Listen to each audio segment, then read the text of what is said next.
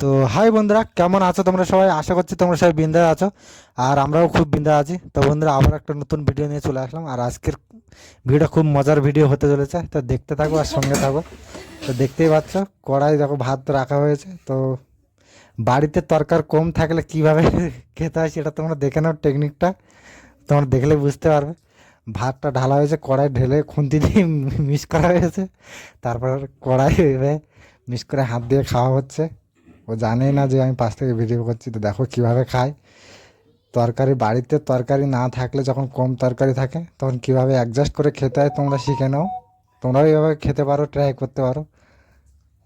বন্ধুরা, ও ওখানে খাচ্ছে আর আমার তো খুব হাসি লাগছিল, কিন্তু হাসতেও পারছি না ওকে দেখে। আর ও একা খেয়েই যাচ্ছে, বুঝতে পারছে না যে ভিডিও করছি ওকে। তো তোমরা দেখো লাস্ট অবধি কী হয়।